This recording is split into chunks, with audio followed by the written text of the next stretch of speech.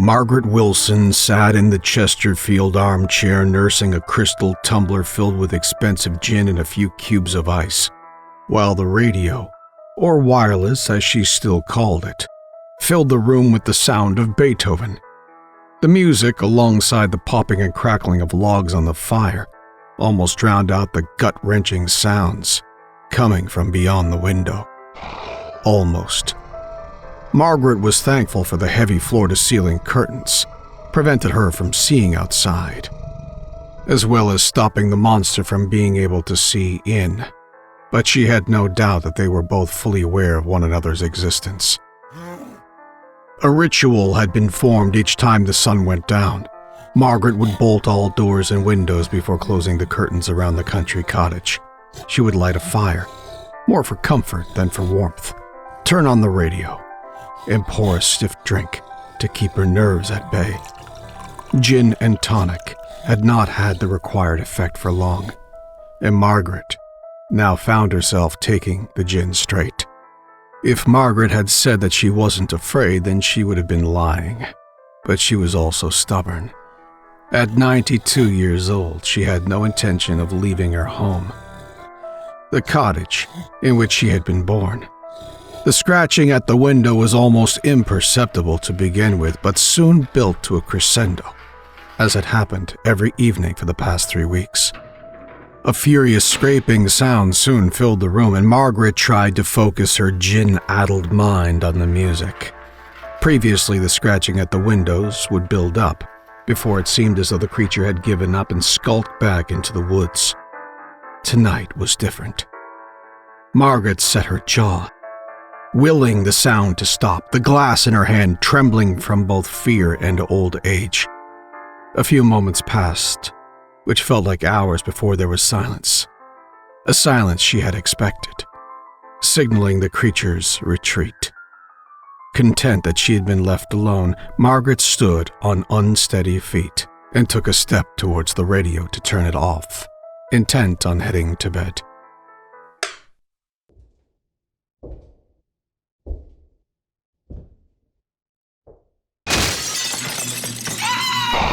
She let out a scream as the sound of shattering glass filled the now silent room. The curtains blew inward, flapping noisily, and Margaret turned to run. She reached the bottom of the staircase before chancing a look behind her, which she regretted immediately. 2 huge arms had reached in through the window, seemingly oblivious to the shards of glass still jutting from the wooden frame. Margaret stood frozen in fear as the beast pulled its looming form into her living room. It raised itself up on hind legs, mouth salivating, as it gazed upon its prey. "Fuck you," Margaret muttered, accepting the futility of her situation, as the beast's teeth sank into her shoulder.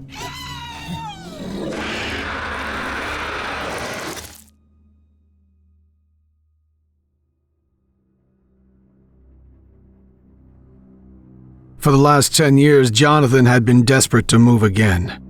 He'd thought that exchanging city life for a small town would reduce his stress levels, provide a slower pace of life. And he'd been right, up to a point. But it wasn't slow enough. Or, rather, there were still too many people about. All he really wanted in life was a nice home, nothing huge, for himself and his wife, to start a family in. Just the 2 of them. Somewhere remote. It had been difficult to accept that this idyllic life was beyond their means, with housing deep in the English countryside being just as expensive as in the cities. Jonathan and Marie saved as best they could, but both, if they'd been completely honest, felt as though their dream life was just a fantasy. Marie was desperate for a child, but Jonathan kept telling her to wait until they had a home in the country, insisting it would be a far better environment in which to raise a family. Marie began to wonder if Jonathan even wanted children. What if they never managed to move? What if she got too old to have children? At 35, she still had time, but not if it meant waiting another decade. Then it came. Marie called it a miracle, And even Jonathan had to agree that it was a most fortuitous turn of events.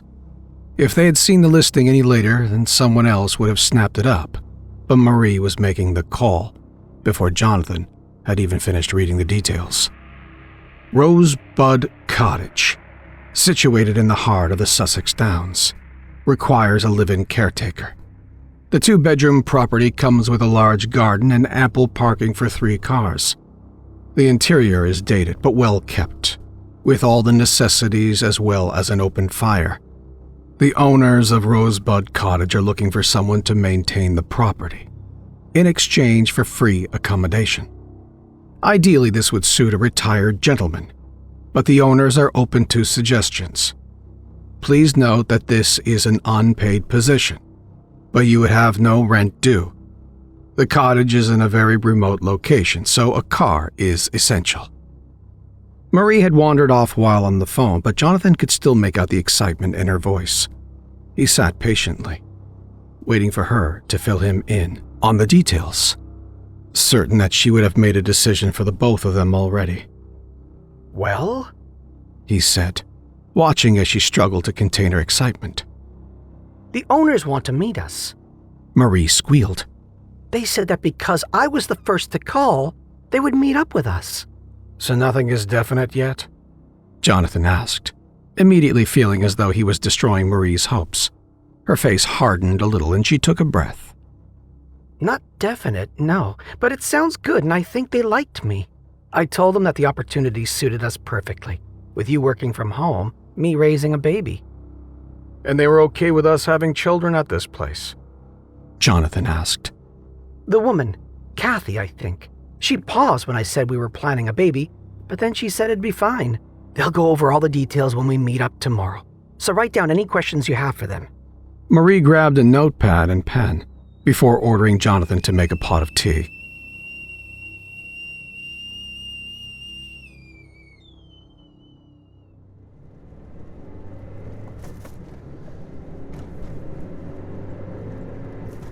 The couple approached the cottage after a 40-minute drive, 15 minutes of which was due to getting lost, and both looked around admiringly. It was quaint, and from the outside at least appeared just as it had been described. Rose bushes were lined up along 3 sides of the cottage. A large lawned area spread out from the front of the building, and the graveled area on which they had parked was indeed large enough for 3 cars, possibly even 4. The owner, Kathy, greeted them at the front door and showed them inside. Jonathan and Marie could not have felt more different to one another as they stepped onto the dusty doormat.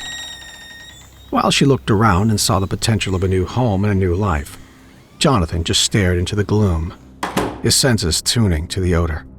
What is that smell? He wondered, wrinkling his nose. Kathy led them through to the living room and directed them to take a seat on the Chesterfield settee while she positioned herself in the armchair. Before they could ask, she brought up the boarded window. We're not sure what happened, to be honest. It was shattered from the outside. Could have been kids.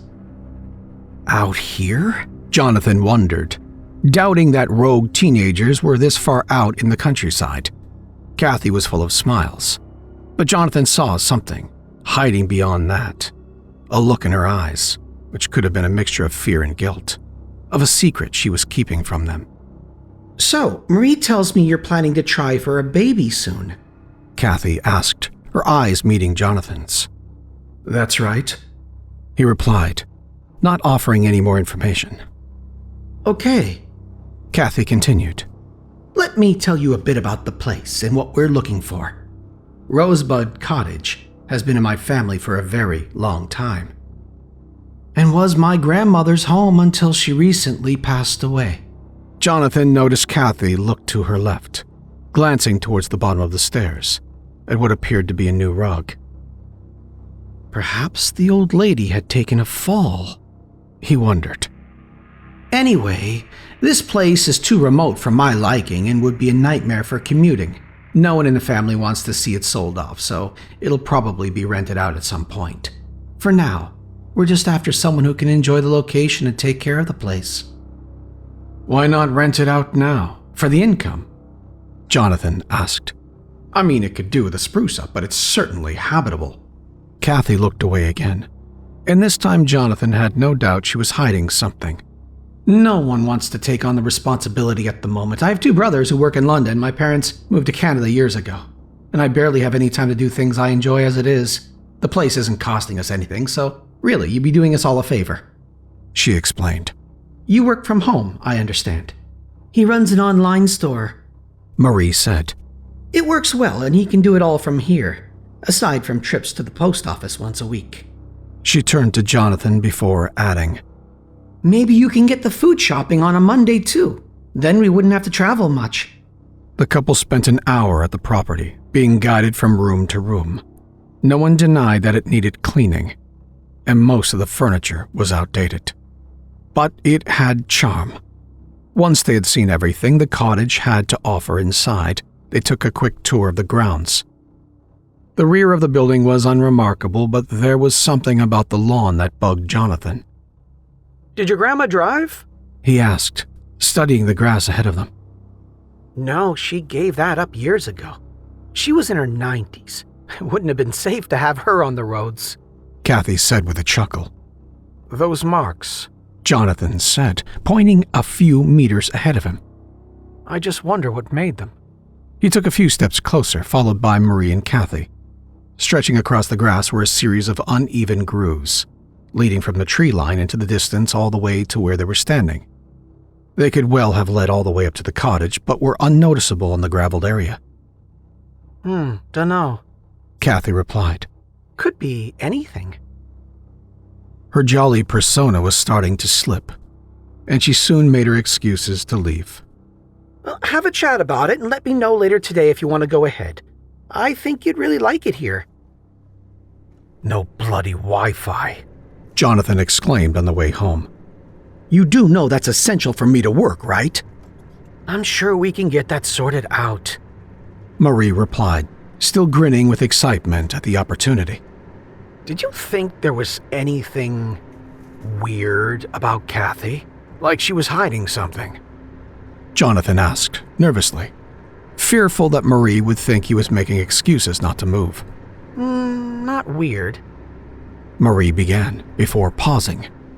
She was a little off, but I put that down to recently losing her grandmother and being in the house she had died in. Did she tell you that her grandma had actually died in the house? She could have died in a care home or hospital. Marie seemed to think this over. No, I don't think she did. I must have assumed it was at the house. Not that it makes any difference. Depends on how she died, Jonathan replied. Kathy kept glancing at the new rug at the bottom of the stairs. I reckon that's where it happened, you know? He continued, letting his mind wander. Kathy never actually said how her grandma died. Jesus Christ, Marie exclaimed. She was in her 90s. I guess it was old age. Or she fell down the stairs and landed where that rug is. So what? If you don't want to move in, then just say so now. I don't see any reason not to. And don't say it's because someone died there. I'm sure someone has died in our house at some point in the last 100 years that it's been there. Jonathan had no response to this, so just grunted, accepting that he was not going to win this time around. Marie had called Kathy that evening to confirm they would take on the cottage. Jonathan struggled to hide his feelings of unease, but every issue he had raised, Marie brushed off as unimportant. The lack of Wi-Fi was the only point she agreed on, and was her only request when she spoke with Kathy. They were told that they could move in as soon as they liked, but decided to hold off for a fortnight to allow time to pack, change address with everyone who needed to know. This time also meant that Kathy could have the internet up and running, and the living room window could be replaced before they arrived. Marie trusted Kathy to do these things, but Jonathan wasn't convinced. Something about the whole situation felt off. Little did he know just how big of a mistake they were making. Kathy was true to her word and had installed a super-fast broadband connection. The window had been repaired, and it appeared as though a cleaning crew had worked their way throughout the house, successfully removing the musty smell and freshening everything up. When they arrived on the first day, a removals van following closely behind them, Jonathan realized that he had now nothing to complain about. Putting his worries aside, worries that seemed to have no root in reality, he embraced the change of pace when he saw how truly happy Marie was. His mood was raised further by his wife's determination to become pregnant, and her demands for him to impregnate her all around the cottage. A month went by with the couple barely leaving the home, aside from any necessary trips to the post office and supermarket on a Monday. The rest of their time was spent either working at the table out on the lawn or making love. On some of the warmer days, they even tried for a baby in the garden, enjoying the privacy of being so far from any other people. It was on one of these warm evenings, as Marie and Jonathan fooled around on a picnic blanket on the grass, that they first encountered it. Did you hear something? Marie asked over the sound of Jonathan's heavy breathing. He was too far into the moment to register what she had asked and continued with the task at hand.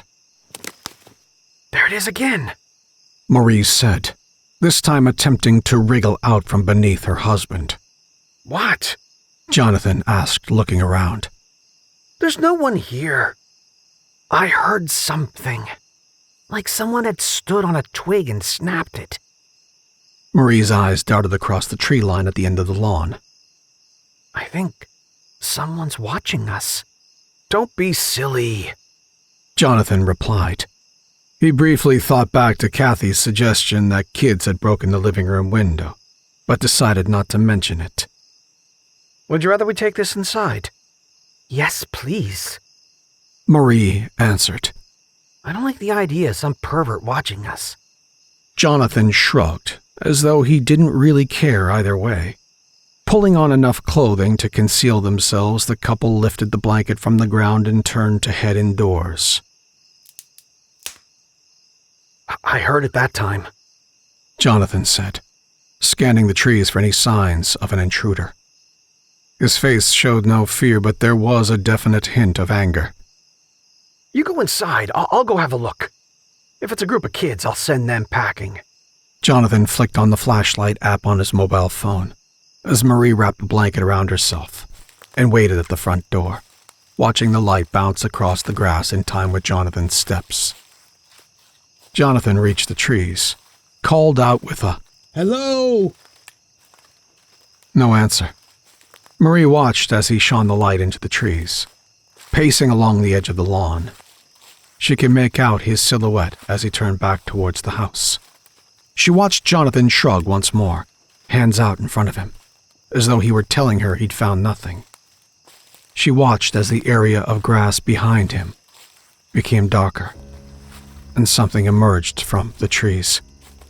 Jonathan must have heard it, or sensed it at least, because he turned at the same time that Marie screamed. No more than 6 feet from him, the beast stood on 2 hind legs, its black fur barely visible in the dark of night. Jonathan's eyes were drawn to the parts which he could see clearly, the eyes and the mouth. At 6 feet tall, Jonathan was not a short man, but he had to look up to meet the glare of this creature. Mouth open, spilling drool from around deadly-looking fangs, the creature took a swipe at Jonathan. He leapt back a step, narrowly missing being struck by the beast's clawed hands. Turning again towards the cottage, he ran. Marie stood screaming at the entrance to the house, petrified beyond words. She watched as this hideous thing had emerged from within the trees and loomed over her husband as it swiped at him with its claws. Marie registered that Jonathan was running towards her, that they needed to get into the house, but she could not move. The seconds felt like minutes as he approached her, and she watched helplessly as the beast gained on him. She watched him fall forward as though he'd been shoved from behind, and fully expected the creature to kill him right there and then. So when the thing leapt over Jonathan and kept its course towards Marie, she was caught off guard. Acting on impulse, Marie darted inside and slammed the front door, clicking the lock into place. At the speed it had been moving, She had expected the creature to slam into the door, but there was nothing more than a spray of gravel as it came to a stop outside. An acceptance of their situation hit Marie, and she began to act on autopilot, moving around the house to turn off lights, whilst simultaneously trying to find something to use as a weapon. The kitchen knife she held in her shaking hands would do her little good against a beast of that size, and she knew this. But it had to be better than nothing. Cautiously, she peered through the living room window, the one which had been recently replaced. Whatever that thing was, it was pacing about on the lawn, more interested in the cottage than in Jonathan. Marie watched her husband try to stand a few times, but could see that he was injured. All he could manage was a pitiful attempt at crawling, and he wasn't even going the right way. He should be coming to me, she thought, wondering if he was disoriented. Then it hit her. He's heading for the car. He's gonna leave. Marie watched Jonathan crawl across the lawn, wondering whether he would really desert her. He must expect me to join him, she thought, watching the creature continue to pace and trying to decide if she'd make it to the car before that thing could get to her. Reluctantly, she'd opened the front door and looked across at Jonathan's car. He was making steady progress, and it seemed as if the monster had forgotten he was even there. Jonathan stopped to roll onto his back and fumbled in his pockets, pulling out his keys. Marie could see exactly what was about to happen, but could do nothing to stop it. "You're too far away still," she wanted to yell, but knew that screaming out would be suicide. Jonathan turned his head towards the doorway in which his wife stood and nodded, holding the keys up. She would never be able to drag him the rest of the way to the car. Certainly not before that creature was upon them. Marie shook her head, feeling the tears begin to drop. Jonathan nodded again and pressed the button. There was a flash of orange as the car's indicator light signaled that it had been unlocked. The creature stopped pacing, turned its head to the source of the lights. Marie bolted, running as fast as she could, focusing only on the keys in Jonathan's outstretched hand. She heard panting coming from behind her, getting closer, close enough to feel the warmth of breath on the back of her neck. She lunged, scooping up the keys, just as Jonathan let out a scream. Whether or not the beast was running for her or Jonathan, Marie could not tell, but his scream had undoubtedly been to get its attention. He had done that for her. Clambering into the car, she caught a glimpse in the rearview mirror, and her stomach turned. The creature's head was almost fully immersed into Jonathan's torso, devouring every organ it could find. Marie started the car, pushed the lever into drive. She paused, her husband's death hitting her with force. A new idea formed in Marie's mind, and she grabbed the lever once more, putting the car into reverse, slamming her foot to the floor. Gravel sprayed as the car careened backwards onto the lawn. There was a sickening thud as the wheels bumped over the remains of Jonathan, but she had not hit the beast. Checking each of the mirrors, she could not see the creature. Had it disappeared into the woods again? She wondered. Marie flicked on the headlights, illuminating the entire lawn, as though it had been a shadow, able to hide in the absence of light. The monster stood before her. It leapt at the same instant Marie accelerated, but the high roof of the 4x4 caught its legs, sending it sprawling to the ground. Marie spun the car around as quickly as she could, driving into the beast before it could get back on its feet, sending it flying across the grass and onto the gravel near the front door to the cottage. Marie struck again, this time misjudging her speed. The car went over the creature with a wet, cracking sound, but Marie could not stop before the car plunged through the wall and into the living room. Ancient bricks crumbled around the vehicle as the airbags exploded into Marie's face. Dazed, she shoved at the door to free herself from the wreckage. Stepping onto the gravel, she took in the mess which lay before her. Matted fur, crushed bones, and bloody entrails littered the exterior of the cottage, and Marie's first thought made her laugh. What is Kathy going to say about this? She muttered, before everything clicked into place. Kathy's secret, her grandma's suspicious death, the broken window, the marks on the grass. Certain that Jonathan's 4x4 was now a write-off, Marie headed to the kitchen to retrieve the keys to her own car and check the paperwork for Kathy's address. She has some questions to answer, Marie thought, filled with rage. The beast would not be the only one to bleed at the hands of Marie that night.